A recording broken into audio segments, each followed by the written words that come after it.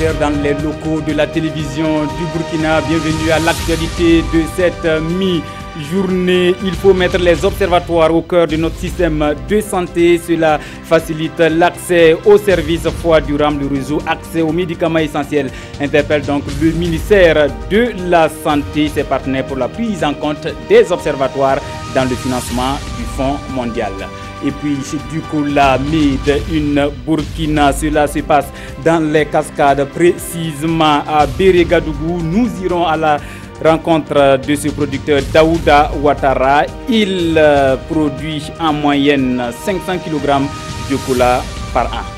Dans l'actualité internationale, crépitement des armes en Côte d'Ivoire. Depuis ce week-end, les mutins réclament que l'engagement soit tenu de la part des mutins. Ils réclament de meilleures conditions de vie.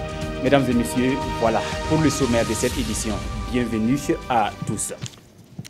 Mais tout d'abord, il faut retenez que le procès du gouvernement Tiao 3 qui devait se tenir aujourd'hui a été reporté à une date ultérieure. La défense parle plutôt de documents, non encore des documents qui ne sont pas toutes nos excuses pour ce tâtonnement en début de journal. Je disais plutôt que sitôt repris ce matin à la Haute Cour de justice, le procès du gouvernement Tiao 3 a encore été reporté à une date ultérieure. Le motif de ce renvoi, la saisie du Conseil constitutionnel sur la loi portant organisation et fonctionnement de la Haute Cour de justice par les avocats de la défense, Maître Guy Hervé Kam a lui aussi introduit une requête aux fins de donner la possibilité aux victimes de se constituer en partie civile dans le dossier. La Haute Cour de justice a donc décidé de s'en remettre aux décisions de la Cour constitutionnelle qui doit statuer sur ces questions dans un délai maximum de 30 jours. Le procès est donc reporté à une date ultérieure. Nous y reviendrons plus en détail dans nos prochaines éditions. Et puis, fin de mission pour Futaishi Moussatou. Mais avant de faire sa valise, l'ambassadeur du Japon est allé dire ses adieux au président du Faso. 4 années chez 2 fonctions au pays des hommes intègres, un séjour riche en expérience, a-t-il dit. Konsun Koulibaly, Zalissa Sanfo. L'ambassadeur du Japon est ici pour faire ses adieux au président du Faso. Il est en fin de mission. Après 4 années passées auprès des populations burkinabè, il repart le cœur léger et avec le reflet du devoir accompli. Masato Futaishi retient surtout 4 années de fonction, riches en enseignements. J'ai vu la persévérance, le courage et dévouement héroïque du peuple burkinabé à la cause patriotique. J'ai vu l'aspiration et la détermination du peuple burkinabé à la liberté, à la démocratie, l'état de droit et la bonne gouvernance. Et côté coopération aussi, selon l'ambassadeur, il y a des motifs de satisfaction. Les relations entre le pays des hommes intègres et celui du soleil levant sont au beau fixe.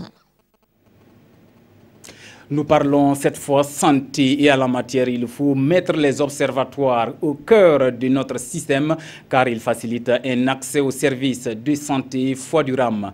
Le réseau accès aux médicaments essentiels interpelle donc le ministère de la Santé et ses partenaires pour la prise en compte des observatoires dans le financement du Fonds mondial. C'était tout samedi au cours d'un atelier de plaidoyer. Les précisions de Yacouba Gamine et Mariam Daou avec la complicité de Oumar Zombré. Le réseau Accès aux médicaments essentiels, RAM, veut jouer sa partition pour la promotion de la santé des populations. Et il est question ici de faire un plaidoyer pour la prise en compte des observatoires dans le financement du Fonds mondial au Burkina Faso, en Guinée et au Niger. Le Burkina est engagé actuellement dans l'élaboration des demandes de financement au Fonds mondial. Donc nous voulons justement faire ce plaidoyer afin que cette dynamique d'élaboration de la demande au Fonds mondial intègre justement les observatoires afin que nous puissions avoir les ressources nécessaires pour continuer cette activité, continuer à renforcer cet outil qui aide effectivement les décideurs à prendre les décisions les plus idoines pour améliorer la santé de nos populations. Une initiative saluée par le ministère de la Santé qui considère les observatoires comme des outils pertinents pour améliorer le dispositif de santé. C'est une opportunité pour le ministère de la Santé de réitérer encore une fois son engagement à impliquer la société civile dans la gestion des services de santé et dans la prestation des soins. Il est extrêmement important pour nous de démocratiser les services de santé. Nous allons travailler en tout cas à ce que nous puissions faire un plaidoyer efficace pour que dans le mécanisme de financement du Fonds mondial, la part de financement à la société civile puisse être augmentée. L'Observatoire communautaire sur l'accès aux services de santé du réseau Accès aux médicaments essentiels est mis en œuvre depuis 3 ans dans 3 pays, à savoir le Niger, la Guinée et le Burkina Faso. Et cela grâce à l'appui financier de l'expertise France à hauteur de plus d'1 demi-milliard de francs CFA. Leur vision, révolutionner le monde des affaires à travers l'art oratoire et le leadership. Près de 300 Toastmasters de 15 pays d'Afrique se sont donné rendez-vous à Ouagadougou. Tous du district 94, ils se sont retrouvés pour un partage d'expérience et enregistrés à l'occasion d'autres adhérents pour ensemble relever chez les défis du Toastmaster Ibrahim Assombié, Kadi Sanogo. Une conférence internationale du district des Toastmasters 94 pour partager les expériences. Et c'est autour du thème « Tradition orale africaine et Toastmaster, constante et variante d'une démarche d'apprentissage à l'art de la communication et du leadership » que ces Toastmasters, venus des différents pays d'Afrique, échangent pour améliorer leurs connaissances en leadership. C'est une occasion pour nous de nous retrouver, de faire des formations, de faire des concours de discours, de procéder à des élections pour la prochaine mandature. Durant ces 72 heures d'échange, de nombreuses activités seront menées pour permettre aux participants de mieux s'outiller. Et nous allons poursuivre avec des panels et des activités, notamment des ateliers de formation en leadership et en communication, des concours d'art oratoire qui mettront aux prises les meilleurs orateurs d'Afrique de l'Ouest et d'Afrique centrale. Toastmaster International est une organisation dédiée à la communication et au développement des compétences en leadership. Elle organise chaque année une conférence. Cette présente édition se tient au Burkina et réunit 15 pays de l'Afrique de l'Ouest et centrale avec près de 300 Toastmasters. Autre point de l'actualité en prélude à la campagne cotonnière 2017, la Sofitex a dépêché une équipe à Sobara dans la Léraba, une rencontre aux allures de forum en vue de trouver des réponses appropriées aux difficultés rencontrées par les producteurs et la Société des fibres textiles. Martin Zerbo et Ali Traoré pour le compte-rendu des échanges. Le village de Sobara, Niankoro-Dougou, fait partie des localités les plus productrices de coton dans la Léraba. Pour encourager les producteurs dans ce élan et aussi les inciter à mieux faire, les agents de la Sofitex échangent ici avec eux. C'est un forum qui se tient en prélude à la campagne cotonnière 2017. Au niveau de Sobara ici, ils font environ 8000 tonnes. Mais il faut savoir que la zone a déjà fait 18 000 tonnes dans le passé. Voilà, donc il y a des superficies aussi encore à récupérer et c'est pour ça que nous sommes là. On va toujours faire 100% du coton conventionnel. Également aujourd'hui, il faut travailler à ce que les rendements surtout soient améliorés au niveau des champs. En améliorant les revenus aux champs, on améliore en même temps les revenus du producteur. Les questions du prix d'achat complémentaire pour les producteurs, les difficultés pluviométriques, le prix du kilo du coton et aussi des intrants, autant de préoccupations soulevées lors de cette rencontre. On a parlé pour les prix des coton et pour les intrants. Le prix du coton, c'est combien? C'est 245 francs. C'est que les intrants? Non, les intrants, on a dit que les semences, c'est 806 francs. NPK, et 15 000 francs. Et les insecticides, 3800. Les ressources, essentiellement, leur préoccupation, c'est que nous appelons le prix d'achat complémentaire qu'ils appellent ressources. Voilà, c'est le prix d'achat complémentaire. Nous leur avons dit qu'il n'y aura pas de prix d'achat complémentaire pour cette campagne parce que ça fait 8 ans que la filière cotonnière enregistre des pertes qui sont liées à la culture du coton CGM. Le village de Sobara produit en moyenne 8000 tonnes de coton par campagne. Pour cette année, il est attendu 14 000 tonnes de coton. Ali Traoré, on reste dans les cascades, précisément chez Daouda Ouattara, un producteur de Bérégadougou. Il s'essaie à plusieurs spéculations de plants exotiques, dont le colatier, l'arbre qui produit le cola. En moyenne, par saison, une demi-tonne de cola sort de son exploitation qui ne compte que 70 colatiers. Retrouvons sur place Salifou Belem et Omar Zombré. Voilà, tu vois ça? Des noix de cola fraîchement cueillies d'un colatier. Nous sommes dans le champ de Daouda Ouattara, un producteur agricole de la région des Cascades. Ici, dans son exploitation de colatier, Daouda Ouattara fait faire le tour du propriétaire à Olive Sawadogo, un agent du service technique de l'agriculture de Bérégadougou. Cette année encore, la moisson s'annonce bonne car les colatiers n'ont pas du tout été avares. Voilà, ça donne jusqu'à descendre les branches en bas. Bon, tout le temps, la cola, il y a quelque chose. La cola ne finit pas. Tu vois, cette noix est préparée. Ça, c'est presque arrivé. Regarde ici. Tu vois le cola. Regarde.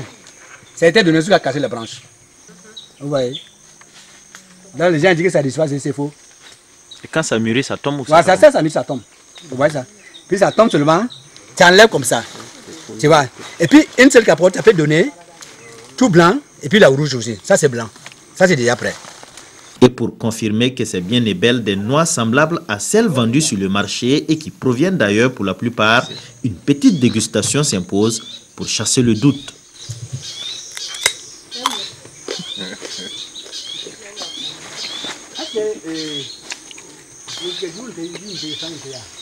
C'est bon? C'est très beau. C'est très bon. Très beau. Dans cette exploitation agricole de plus de 5 hectares, le promoteur possède plus de 70 pieds de colatier et plusieurs autres arbres fruitiers exotiques. En moyenne, il dit récolter plus de 500 kg de noix par saison. Une production qui lui coule en raison de 1000 francs CFA le kilo. Ça part aux pharmacies aussi. Et puis les gens demandent pour faire les mariages avec ça, la baptême, tout. Et rien que la semaine dernière, il m'a dit qu'il a eu 50 kg de cola. Donc, c'est que c'est productif et c'est rentable. Donc, tous ces colas, c'est du cola bio en réalité parce qu'il ne met pas de l'engrais chimique. Pour Daouda Ouattara, planter des colatiers peut être une bonne affaire pour les agro-businessmen en quête de la bonne affaire, car ils produisent tout le temps. En témoignent ces jeunes fleurs qui poussent pendant que certaines gousses sont mûres, d'autres encore en formation. En plus, c'est un produit aujourd'hui incontournable dans les sociétés ouest-africaines car indispensable pour certains rites et coutumes, sans oublier l'utilisation dans la phytothérapie et la consommation individuelle. Certainement que Daouda Ouattara, ce producteur de cola made in Burkina, va bientôt bénéficier de l'accompagnement de l'association pour le développement du monde rural qui s'est donné pour mission la promotion, la valorisation et la vulgarisation des produits burkinabés. Très active, cette association annonce la tenue de la 4e édition de la foire de la commune de Komsilga, prévue le 27 mai prochain. Konsun Koulibaly, Linda Kabore et Bouma RS Nebié. promouvoir les activités de production et de transformation des filières secteurs agricoles, pastoraux et forestiers non-lieux pour une amélioration durable des revenus des acteurs du monde rural. C'est le thème retenu pour la 4e édition de la Foire internationale de Komseliga. Une foire qui se tiendra du 23 au 27 mai prochain dans la dite commune. Plusieurs activités sont prévues à cette édition selon les animateurs de cette conférence de presse. Plus de 400 stands seront installés pour permettre aux participants d'exposer et de vendre leurs produits. Ces stands qui sont de 3 catégories seront mis à la disposition des acteurs moyennant la somme de 50 000, 100 000 et 200 000 francs CFA en fonction de leur standing. Au regard du caractère pédagogique de la FICOM, un espace sera aménagé pour des conférences et des causeries publiques. Les innovations majeures de ces rassemblements du monde rural, quant à elles, sont des espaces B2B qui offrent des cadres d'échange professionnels entre participants pour un meilleur positionnement des produits sur le marché régional, national et international. L'agenda de cette foire prévoit également des animations culturelles nocturnes intitulées « Les Nuits du Paysan » accompagnées d'une cérémonie de récompense et de remise de prix aux meilleures initiatives dans les différentes filières. Un mot de culture dans cette édition et c'est du côté de Agadir au Maroc. Ouvert le 8 mai dernier, le FIDADOC, le Festival international du film documentaire, a connu son apothéose samedi avec le sacre du film documentaire Les héritiers de la colline du jeune réalisateur malien Ousmane Samasekou. Paris réussi donc pour les organisateurs de ce festival. Le film de la clôture avec nos envoyés spéciaux Désiré Ilboudo et Issia Kanana. Pour sa créativité et son originalité, les héritiers de la colline du jeune réalisateur malien Ousmane Samasekou décrochent le grand prix Nouza Drissi d'une valeur de 30 000 dirhams marocains à cette 9e édition du FIDADOC, le Festival international du film documentaire à Agadir, parmi les 10 films en compétition. Du prix du public en passant par celui des droits humains, le prix spécial du jury, ce sont au total 6 distinctions qui ont été décernées à cette cérémonie de clôture. Le projet a commencé ici en 2013 et c'est grâce à FIDADOC que j'ai rencontré des producteurs et des chaînes de télé qui m'ont aidé techniquement et financièrement pour que je puisse aboutir ce projet de film. Et la suite pour moi, c'est de continuer à bosser dur. Le film est encore sélectionné pour d'autres festivals et voilà, je vais le suivre également. Manifestation cinématographique de référence en matière de documentaire au Maroc, le FIDADOC ambitionne désormais amplifier son impact professionnel. Il souhaite également développer sa vocation panafricaine avec pour objectif la structuration d'une filière documentaire à partir du Maroc et de s'imposer comme une plateforme d'échange et de coproduction incontournable dans le monde. On travaille déjà avec par exemple le Ouaga Film Lab au Burkina Faso. Monsieur l'ambassadeur Husseini, l'ambassadeur du Niger auprès de l'UNESCO, était avec nous et on a la perspective là aussi de créer une coopération avec son festival, son forum du documentaire africain à Niamey. On sera à Durban en juin et donc on espère là aussi développer nos partenariats avec l'Afrique du Sud. Voilà, de telle manière de faire d'Agadir et du Maroc une plateforme pour accueillir tous les documentaristes. C'en est donc fini pour cette 9e édition du Festival international du film documentaire à Agadir. Rendez-vous est pris en 2018 pour la 10e édition. Dans l'actualité hors de chez nous, situation confuse en Côte d'Ivoire. Une partie de l'armée est encore en colère. Les armes des mutins ont crépité ce week-end dans plusieurs villes du pays, surtout à Abidjan et à Bouaké, où des coups de tir se sont poursuivis ce matin. La population excédée réclame l'arrêt des violences. Suivons. En Côte d'Ivoire, une vingtaine de personnes ont été blessées, dont 6 par balle, dimanche à Bouaké, désormais sous contrôle des soldats mutins. Selon les témoins, les mutins contrôlaient toujours les corridors nord et sud situés sur le principal axe routier qui relie la capitale économique, Abidjan, au nord du pays.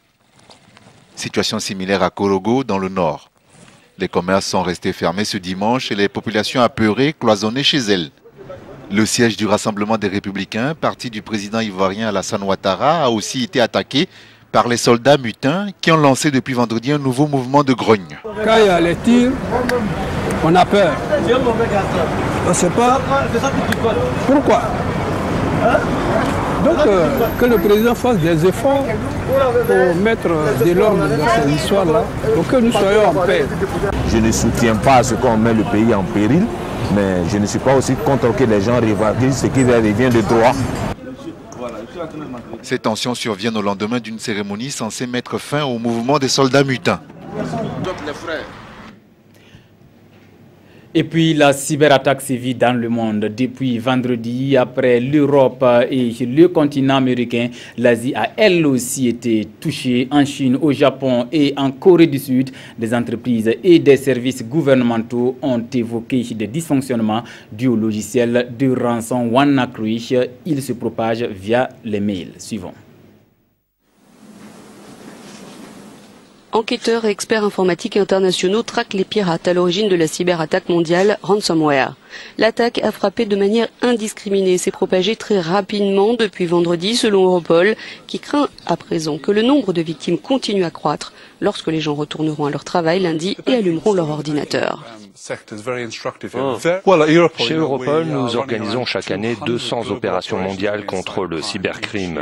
Mais nous n'avons jamais rien vu de tel. Nous avons vu la montée en puissance de ransomware, qui est devenue la principale menace cybernétique. Mais c'est quelque chose que nous n'avions jamais vu auparavant. La portée mondiale est sans précédent. Notre dernier décompte fait état de 200 000 victimes dans 150 pays. De la Russie à l'Espagne et du Mexique à l'Indonésie, des centaines de milliers d'ordinateurs, surtout en Europe, ont été infectés par ce logiciel de rançon qui exploite une faille dans les systèmes Windows en verrouillant les fichiers des utilisateurs et les force à payer 275 € pour en recouvrer l'usage.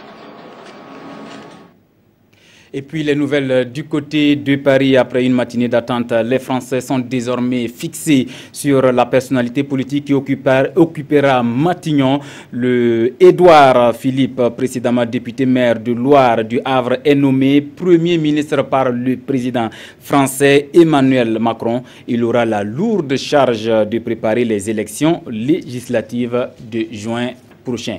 Et puis on referme cette édition avec la revue de presse. L'investiture d'Emmanuel Macron et les mutineries en Côte d'Ivoire sont les sujets largement commentés par les journaux du jour. Revue de presse signée Aimé Solange Digma. Désormais, la journée nationale du paysan se tiendra tous les 2 ans, titre Le Quotidien. Pour plus d'efficience, précise aujourd'hui au Faso. Une journée au cours de laquelle le savoir-faire des producteurs ont été magnifiés, indique Sidouaya. À l'occasion, signale Le Quotidien, un journaliste a été agressé par un gendarme. Gezuma Sanogo, puisque c'est de lui qu'il s'agit, dit n'avoir pas encore décidé de la suite à donner à l'incident dans les colonnes du pays. Informé des faits, le président du Faso a tenu à présenter ses excuses et à condamner cet acte de barbarie, indique aujourd'hui au Faso. Pour l'Express du Faso, il va falloir une fois de plus travailler davantage à rapprocher les deux corps qui, en réalité, sont condamnés à travailler ensemble dans l'entente, le respect et la courtoisie réciproque. Mutinerie répétée en Côte d'Ivoire, encore eux, s'exclame Sidouaya. Il y en a marre de ces panchos villas d'opérette qui réclament du garba au thon et au rang qu'il y a des civils qui mangent la vache enragée. Lance aujourd'hui au Faso. Ces ex-rebelles apparaissent aujourd'hui selon le pays comme un boulet au pied du régime en place et tenter de les mater serait prendre un gros risque, dixit le pays. Espérons donc que les différentes parties sauront raison garder afin de préserver cette paix si fragile mais si importante pour les Ivoiriens, conclut l'Obs. Macron officiellement à l'Élysée depuis hier, indique l'Express du Faso. D'après l'observateur Palga, ce qui ne va pas changer avec Macron en Afrique, c'est l'ambiguïté de la France à son rapport à la démocratie et à l'état de droit, le volume de l'aide au développement. Quid de la coopération militaire, ici non plus, rien ne va changer, insiste-t-il. Bien naïfs donc sont ceux qui attendent qu'un vent nouveau souffle de l'Élysée à l'Afrique, martèle le journal. On s'arrête là pour l'actualité de cette mi-journée. Merci de l'avoir suivi. L'info continue sur la RTB.